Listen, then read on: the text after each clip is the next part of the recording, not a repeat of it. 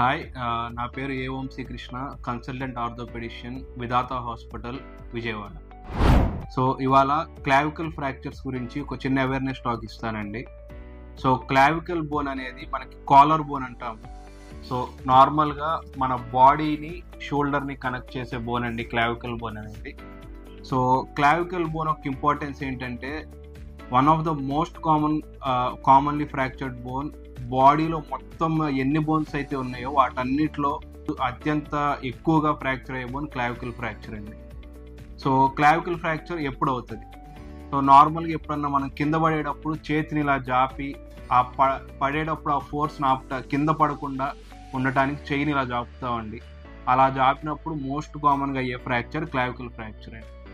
So clavicle fracture అయ్యింది అని అయినప్పుడు ఏం చేయాలి ఏంటి? సో క్లావికల్ ఫ్రాక్చర్ అయినప్పుడు మీకు ఆటోమేటిక్గా ఈ కాలర్ ఏరియా ఏదైతే ఉందో ఆ ఏరియాలో వాపు రావటం, నొప్పి రావటం అనేది కామన్గా జరుగుతూ ఉంటుంది. సో క్లావికల్ ఫ్రాక్చర్కి ట్రీట్మెంట్ ఏంటి? క్లావికల్ ఫ్రాక్చర్కి గ్యారంటీ సర్జరీ కావాలా? So clavicle fractures almost suppose ఒక 100 క్లావికల్ ఫ్రాక్చర్స్ తీసుకుంటే గ్యారంటీగా సర్జరీ చెయ్యాలి అని అవసరం పడే fractures will be less than 10 people అండి.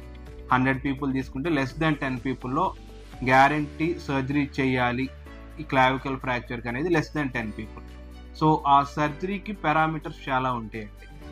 So but what is happening now is అందరూ క్లావికల్ ఫ్రాక్చర్ జరిగింది అంటే గ్యారంటీ సర్జరీ చేయాలి అని చెప్పి ఇప్పుడు ఒక డిక్టమ్ లాగా ప్రతి ఒక్కళ్ళు క్లావికల్కి సర్జరీస్ చేస్తున్నారు. సో క్లావికల్ ఫ్రాక్చర్ని మనం సర్జరీ చేయకుండా వదిలేస్తే ఏం జరుగుతుంది? సో అబౌట్ 90% ఆఫ్ ద పీపుల్లో క్లావికల్ అనేది ఆటోమేటిక్గా అతుక్కుపోతుందండి. ఆ బోనం అతుక్కుపోయి జస్ట్ ఇక్కడ ఒక చిన్న కొంత అతుక్కున్నప్పుడు ఒక చిన్న బంపు లాగా కానీ స్వెల్లింగ్ లాగా కానీ కనపడవచ్చు. సో చాలామంది ఏంటంటే ఆ ఒక్క బంపు స్వెల్లింగ్కి కాస్మెటిక్ రీజన్గా ఆలోచించి సర్జరీకి వెళ్తూ ఉంటారు. So taking in to consideration ఆ ఒక్క కాస్మెటిక్ రీజనే. సో మీరు సర్జరీ చేయించుకుంటే ఆల్మోస్ట్ ఈ ఎంటైర్ లెంత్ ఒక పెద్ద స్కార్ ఉంటుంది. సో నాకు తెలిసి ఆ చిన్న స్వెల్లింగ్ కంటే ఆ స్కార్ ఇంకా ఈజీగా అందరికీ కనిపిస్తూ ఉంటుంది. అండ్ సర్జరీ అనేది 90% పీపుల్లో it's not a necessary surgery. And majority of the పీపుల్లో కన్జర్వేటివ్గా ట్రీట్ చేసుకుంటే వితిన్ 4 to 6 వీక్స్లో క్లావికల్ ఫ్రాక్చర్ హీల్ అయిపోతుంది. అండ్ హీల్ అయిన తర్వాత మీరు సర్జరీ చేయించుకున్న వాళ్ళకంటే సర్జరీ చేయకుండా క్లావికల్ హీల్ అయిన వాళ్ళది ఇంకా బెటర్ పెయిన్ రిలీఫ్ ఉంటుందండి, ఇంకా బెటర్ షోల్డర్ మొబిలిటీ ఉంటుంది. అండ్ ఎందుకంటే మనం లోపల బోన్ ఏమి డిస్టర్బ్ చేయట్లేదు, మజిల్ని డిస్టర్బ్ చేయట్లేదు కాబట్టి మీకు సర్జరీ తాలూకా కాంప్లికేషన్స్ ఉండవు, సర్జరీ వల్ల వచ్చే రిస్క్స్ ఉండవు, సర్జరీ అయిన తర్వాత ఇన్ఫెక్షన్ వస్తుందేమో అన్న భయాలు ఉండవు. అండ్ మీకు ఆ ప్లేట్ అనేది కరెక్ట్గా స్కిన్ కిందే ఉంటుందండి. సో ఆ ప్లేట్ ఇరిటేషన్స్ అవన్నీ మీరు అవాయిడ్ చేయగలరు. అండ్ కొంతమందిలో కొన్ని కేసెస్లో క్లావికల్ సర్జరీ అనేది అవసరము.